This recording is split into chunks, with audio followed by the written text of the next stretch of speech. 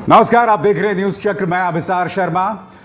तो राजस्थान में गहलोत सरकार बच गई, मगर जैसा कि वो कहावत है ना कि बकरे की मां कब तक खैर मनाएगी।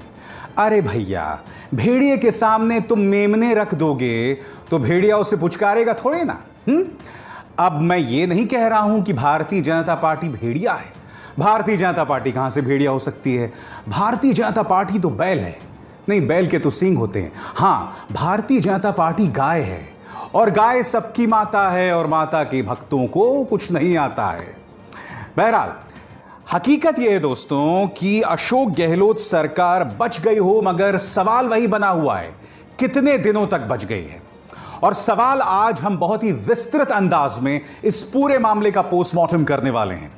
हम बताने वाले हैं कि आखिर कांग्रेस से क्या गड़बड़ हो रही है, उसके नेतृत्व से क्या गड़बड़ हो रही है। मगर उससे पहले एक बहुत ही अहम मुद्दा पिछले हफ्ते का, जिसे पूरी तरह से मीडिया ने सिरे से खारिज कर दिया। क्या आप जानते हैं पीएम केयर्स फंड? जी हां, वो पीएम केयर्स फंड जो कि कोरोना संकट के आने के बाद गठित किया गया था, जिसमें आप पैसे दे सकते हैं और वो पैसा कोरोना के इलाज के लिए लोगों तक पहुंचाए जाने का प्रावधान था।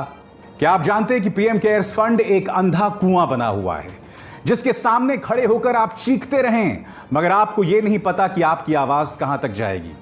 जैसे कि आप जानते हैं कि पीएम केयर्स फंड का ऑडिट नहीं हो सकता, उसकी हकीकत सामने नहीं आ सकती। Prime minister national relief fund की तरह आपने कितना पैसा दिया, यह आप पता नहीं कर सकते, क्योंकि prime ministers national relief fund में आपने 5 पैसे भी दिए हों तो उस पाई का हिसाब एक वेबसाइट पर होता है। मगर पीएम केयर्स फंड को लेकर एक पूरी तरह से पर्दादारी जारी है।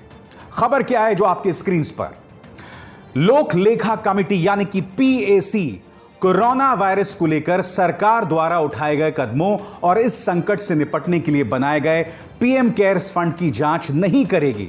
समिति बैठक में इस मामले में सभी सदस्यों की सर्वसम्मति बनाने में नाकाम रही। लोक लेखा समिति सबसे अहम संसदीय समितियों में से एक है। यह ऑडिटर जनरल की ओर से पेश सभी रिपोर्ट्स की जांच पड़ताल करती है। पीएसी 2G स्पेक्ट्रम जैसे अहम मामलों की जांच कर चुकी है।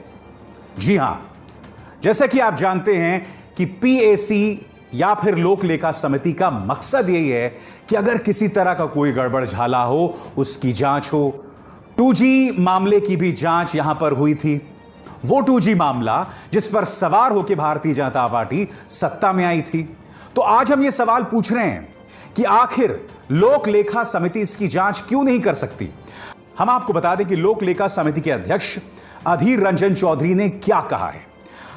देश के बारे में सोचना चाहिए और अपनी अंतरात्मा से काम करना चाहिए, और इस महत्वपूर्ण विषय पर आम सहमति उन्होंने बनाने की अपील की। जी हां, अधीर रंजन चौधरी चाहते थे कि लोक लेखा समिति इसकी जांच करे, मगर भारतीय जनता पार्टी के जो सदस्य थे, जो सांसद सदस्य थे, उन्होंने उसमें अड़ंगा डाल दिया।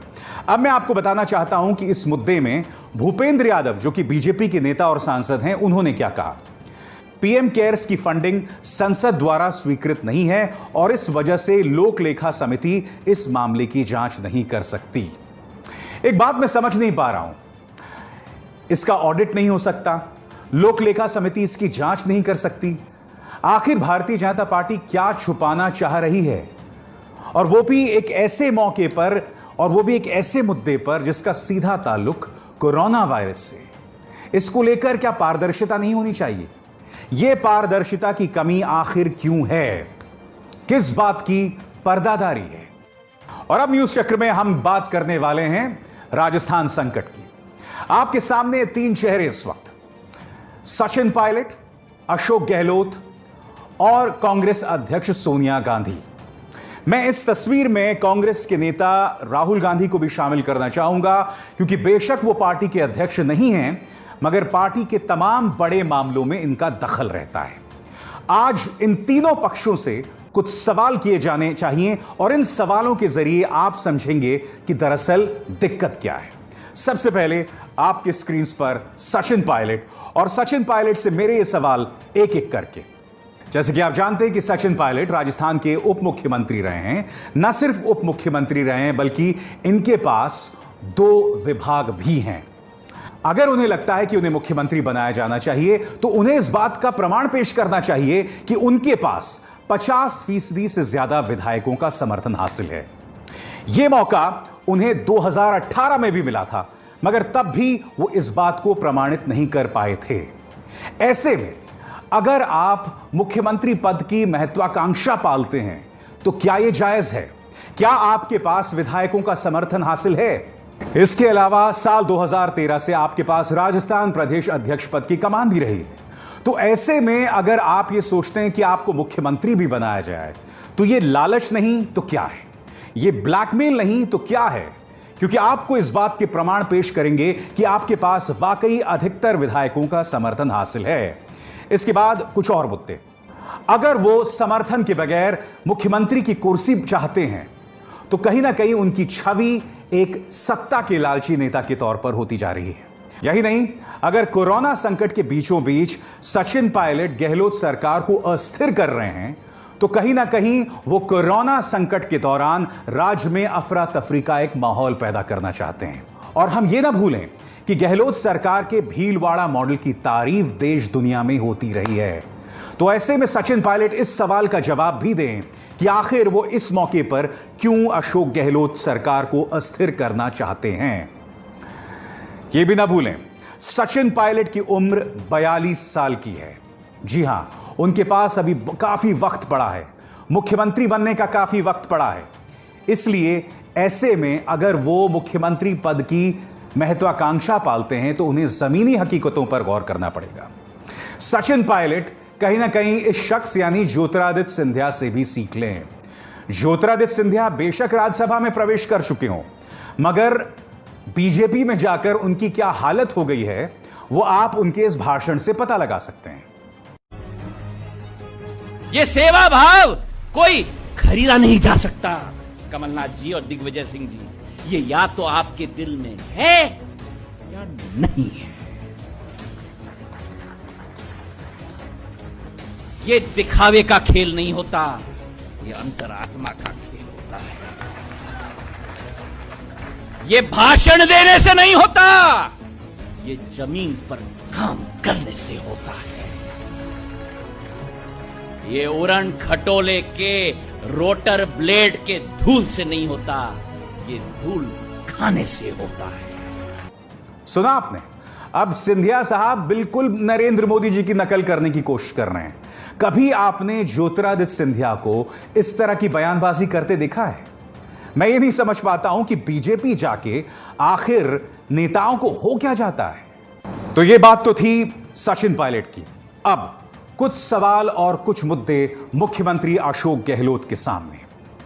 अशोक गहलोत साहब से यह पूछा जाना चाहिए कि आखिर किस राज्य में अपने ही उप मुख्यमंत्री को पुलिस जो है वो नोटिस भेजता है, वो भी देशद्रोह के आरोपों के चलते। जैसे कि आप जानते हैं कि इस तरह का आरोप लगाया जा रहा था कि अशोक गहलोत सरकार को अस्थिर करने की कोशिश की जा रही है खरीद फरोख्त करके। तो पुलिस जो है वो एक नोटिस भेजता है उप मुख्यमंत्री सचिन पायलट को। मैं जानता हूं कि इस मुद्दे पर अशोक गहलोत क्या कह रहे हैं। इस ट्वीट के जरिए वो बताने की कोशिश कर रहे हैं कि इस प्रक्रिया के अंतर्गत उन्हें भी यह नोटिस भेजा गया है। मगर अशोक गहलोत खुद से ईमानदारी से सवाल पूछें, किस राज्य में मुख्यमंत्री अपने ही उप मुख्यमंत्री को पुलिस का एक नोटिस भेजता है? क्योंकि होम मिनिस्ट्री अशोक गहलोत के अंतर्गत आती है। ऐसे में अफरा तफरी का माहौल पैदा नहीं करना, राजनीतिक अस्थिरता का माहौल पैदा नहीं करना, नहीं तो क्या हो सकता है? इसके बाद यह सवाल भी पूछा जाना चाहिए कि क्या अशोक गहलोत सचिन पायलट के कामों में दखल देते थे? क्योंकि सचिन पायलट की यह शिकायत रही थी कि बेशक उनके पास 2 मंत्रालय हों, मगर वो एक भी अपॉइंटमेंट खुद नहीं कर पाते थे, नौकरशाहों की अपॉइंटमेंट खुद नहीं कर पाते थे। तो ऐसे में अशोक गहलोत के अंदर इतनी असुरक्षा क्यों? सवाल यह भी कि क्या अशोक गहलोत 2013 से ही सचिन पायलट से असुरक्षित महसूस कर रहे हैं, जब से उन्हें प्रदेश अध्यक्ष बनाया गया है? अशोक गहलोत ने कांग्रेस को यह भी वादा किया था कि लोकसभा चुनावों में मैं आपको सफलता दिलाऊंगा, मगर हकीकत आपके सामने है, एक भी सीट नहीं जिता पाए अशोक गहलोत। यही नहीं, उनका सारा ध्यान अपने बेटे की लोकसभा सीट में था और वो बाकी तमाम सीटों को उस वक्त भूल गए थे। ये तमाम सवालात अशोक गहलोत से किए जाने चाहिए। जितना दोष यहां सचिन पायलट का है, उतना ही दोष यहां पर अशोक गहलोत का भी दिखाई देता है। और अब कुछ सवाल केंद्रीय आला कमान से, या ये कहा जाए केंद्रीय आला कमान के नुमाइंदों से। आपके स्क्रीन पर ये हैं अविनाश पांडे। अविनाश पांडे कौन है? ये हैं राजस्थान के इंचार्ज। राजस्थान का जिम्मा इनके हाथ में है। इस वक्त इस तस्वीर में आप देख सकते हैं कि अविनाश पांडे विक्ट्री का साइन दे रहे हैं। नहीं पांडे जी, विक्ट्री का साइन नहीं, आपका साइन होना चाहिए ये कि हे भगवान, मैंने राज्य को क्या कर दिया। 18 महीने से संकट चला आ रहा था, 18 महीने से इस संकट की सुगबुगाहट थी, मगर अविनाश पांडे ने कुछ नहीं किया। दरअसल यही हालत हर कांग्रेस के राज्य में इनके पर्यवेक्षकों की है। छत्तीसगढ़ जाइए तो पीएल पुनिया इसी तरह का बवाल कर रहे हैं। तो आप एक तरह से कह सकते हैं कि कांग्रेस के जितने भी पर्यवेक्षक हैं वो पूरी तरह से नाकारा हैं। अब एक सवाल कांग्रेस की अध्यक्ष सोनिया गांधी से। मैं जानता हूं कि पिछले 48 घंटों में आप सचिन पायलट से लगातार बात कर रही हैं, मगर जब यह संकट इतने दिनों से चला आ रहा है, तब क्या आपने अशोक गहलोत और सचिन पायलट को सामने बिठाकर इस मुद्दे को संबोधित करने की कोशिश की? क्या वक्त की यह मांग नहीं थी कि आप ये तमाम मुद्दे उठाते? क्योंकि कहीं ना कहीं सिंधिया प्रकरण, ज्योतिरादित्य सिंधिया प्रकरण जो है वो एक सबक था कांग्रेस के लिए। मध्य प्रदेश के अंदर कांग्रेस जो है वो 3 खेमों में विभाजित थी। एक तरफ ज्योतिरादित्य सिंधिया और दूसरी तरफ दिग्विजय सिंह कमलनाथ। और यह गुटबाजी का ही नतीजा थी कि ज्योतिरादित्य सिंधिया ने बगावत की और नतीजा आपके सामने है, एक राज्य कांग्रेस के हाथ से चला गया।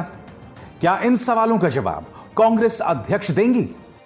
आपके स्क्रीन पर यह है कांग्रेस नेता कपिल सिब्बल, और कपिल सिब्बल ने एक अहम ट्वीट किया है। कपिल सिब्बल ने कहीं ना कहीं कांग्रेस आला कमान से इस संदेश के जरिए एक गुहार लगाई है कि कांग्रेस के अंदर जो अफरा तफरी मची है इस पर लगाम लगाई जाए, वरना तमाम घोड़े जो हैं वो अस्तबल से निकल जाएंगे।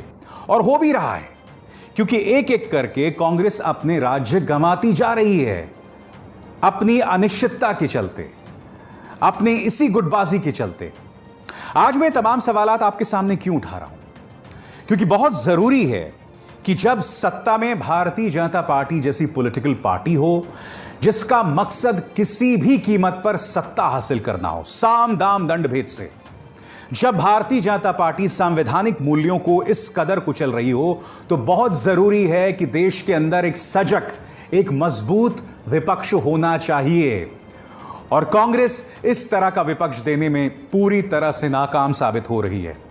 मगर हकीकत यह है कि कांग्रेस के नेता राहुल गांधी अब भी भारतीय जनता पार्टी नेताओं के अंदर असहजता पैदा करते हैं।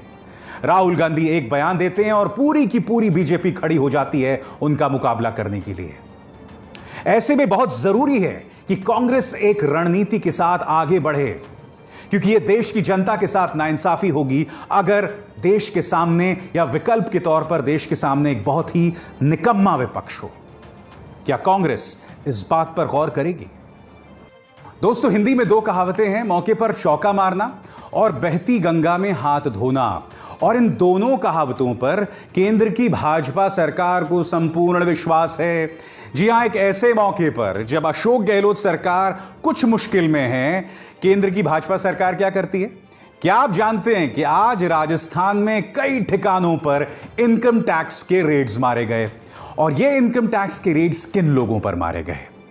कांग्रेस के नेता धर्मेंद्र राठौर और राजीव अरोड़ा, इसके अलावा बिजनेसमैन ओम कोठारी, और ये तमाम लोग कांग्रेस के निकटवर्ती लोग हैं, या तो कांग्रेस के नेता हैं या कांग्रेस से जुड़े हुए बिजनेसमैन हैं। सही कहा है किसी ने कि मोदी सरकार राज्य सरकारों का खास ख्याल रखती है। मैं जानता हूं कि सत्ता हासिल करना किसी भी पर कीमत पर भारतीय जनता पार्टी का लक्ष्य रहा है, साम दाम दंड भेद से। मगर बीजेपी को समझना होगा कि अब आपकी स्क्रिप्ट जो है ना, वो थोड़ी सी जिसे कहते हैं प्रेडिक्टेबल होती जा रही है, एक ढर्रे पर चलती नजर आ रही है। जैसे ही राज्य सरकार मुश्किल में होती है तो या तो ऑपरेशन लोटस ही शुरू हो जाता है। अब इस स्थिति में क्या हुआ कि सचिन पायलट के पास नंबर्स नहीं है जिसने की उम्मीद बीजेपी कर रही थी, तो उन्होंने क्या किया, समानांतर तौर पर इनकम टैक्स के रेड्स मारने शुरू कर दिए। तो बीजेपी जो है पूरी तरह से एक्टिव हो गई है। न्यूज चक्र में बस इतना ही। मेरी आप सबसे अपील कि इस कार्यक्रम को ज्यादा से ज्यादा लोगों तक पहुंचाएं, लाइक करें, शेयर करें और न्यूज क्लिक को न सिर्फ सब्सक्राइब करें बल्कि उस बेल आइकन को भी जरूर दबाएं। अभिसार शर्मा को दीजिए इजाजत। नमस्कार।